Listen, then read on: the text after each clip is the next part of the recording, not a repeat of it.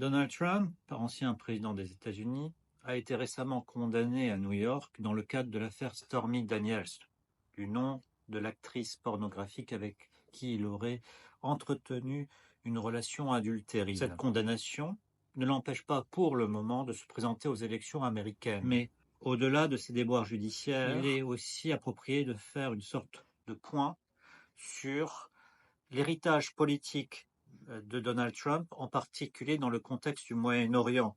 Les accords d'Abraham, justement, ont considérablement remodelé la dynamique géopolitique de la région et ont eu lieu des répercussions, jusqu'à aujourd'hui d'ailleurs, sur la cause palestinienne et sur la solution à deux États.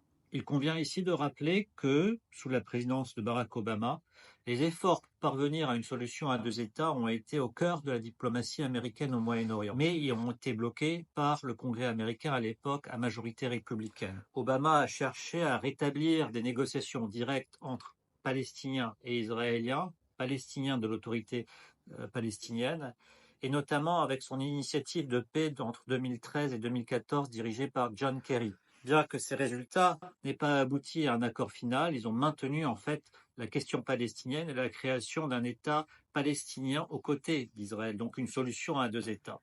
Obama a aussi largement critiqué la construction de colonies israéliennes en Cisjordanie, considérée comme un obstacle majeur à cette solution. Cependant, malgré les critiques et les tentatives de négociation, les résultats concrets sont restés limités, à cause notamment de la méfiance mutuelle et des divergences politiques entre les deux parties.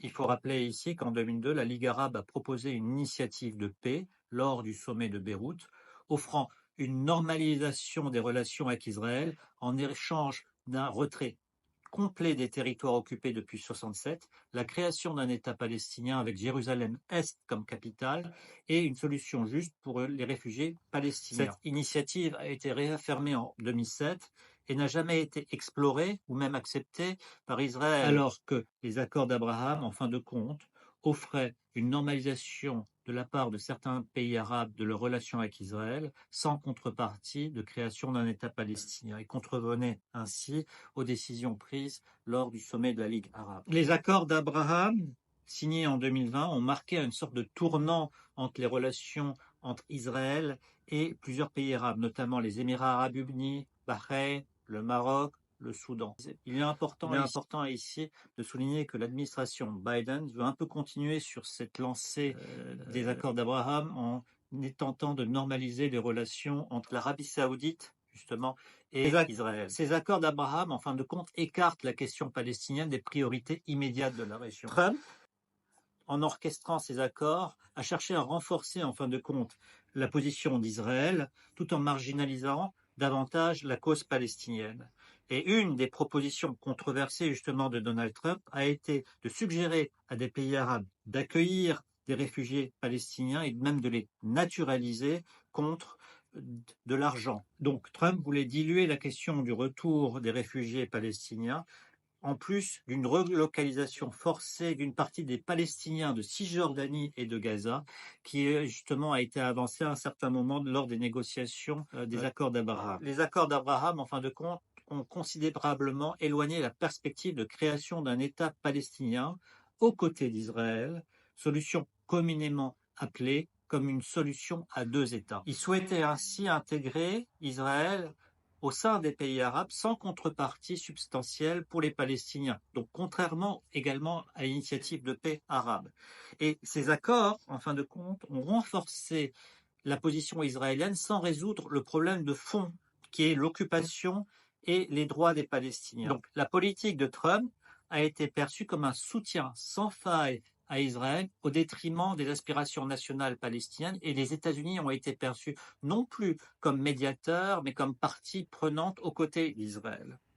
Et il faut rappeler ici que, justement, cette politique de Trump a été contraire à l'objectif central de la diplomatie internationale au cours des dernières décennies pour la création d'un État palestinien. Par ailleurs, les accords d'Abraham ont totalement marginalisé l'autorité palestinienne qui était l'embryon de l'État palestinien. Les dirigeants palestiniens étaient exclus de ces accords, alors qu'ils étaient précédemment inclus dans toutes les discussions de paix, les négociations régionales. Leur absence a affaibli l'autorité palestinienne sur la scène internationale, mais aussi sur la scène intérieure, et donc renforcé le Hamas et d'autres extrémistes côté palestinien. L'autorité palestinienne, perçue comme inefficace, trop conciliatrice, a vu son influence donc diminuer face au Hamas, qui s'est positionné à ce moment-là comme le seul défenseur des droits des Palestiniens. Cette dynamique a affaibli les accords de paix d'une part, mais aussi a consolidé la division politique entre Gaza, pris par le Hamas, et la Cisjordanie, qui était toujours, elle, sous le contrôle de l'autorité palestinienne. En renforçant la position d'Israël sans compromis, notamment territorial, les accords, en fin de compte, aboutit à légitimer les factions israéliennes les plus extrémistes qui soutiennent la déportation des Arabes israéliens et des Palestiniens. Ces accords d'Abraham ont non seulement sapé les perspectives de paix, mais aussi alimenté les tensions et les méfiances entre les différentes communautés et abouti justement à l'impasse au niveau du processus de paix. Cela a permis justement au Hamas ou encore aux éléments les plus extrémistes côté israélien de justifier leurs actes de violence vis-à-vis justement des Israéliens ou des Palestiniens pour gagner encore plus de soutien parmi leurs électorats réciproques. Par conséquent, la politique de Trump concernant le Moyen-Orient a marginalisé l'autorité palestinienne, renforcé les éléments les plus radicaux comme le Hamas ou les éléments les plus radicaux en Israël et préparé le terrain, en fin de compte, aux événements du 7 octobre par rapport à l'impasse et à l'oubli de la cause palestinienne sur le plan international.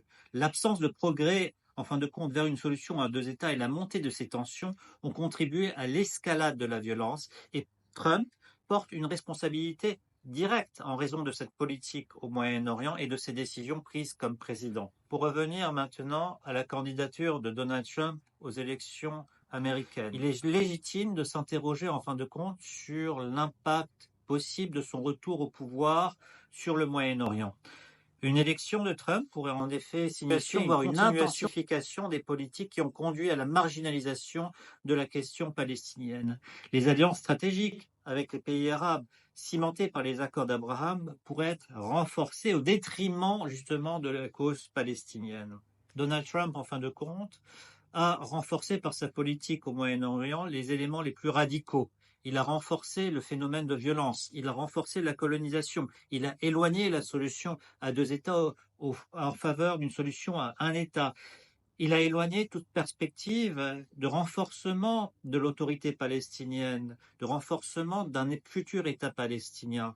Il a contribué, en fin de compte, à l'émergence d'éléments plus radicaux, que ce soit en Israël, que ce soit en Palestine. Et justement, en cela, il est responsable de la violence qu'on connaît à l'heure actuelle. Donald Trump, grosso modo, est le pyromane, et Biden est le pompier qui est irresponsable ou qui est incompétent. C'est cela la différence entre les deux hommes.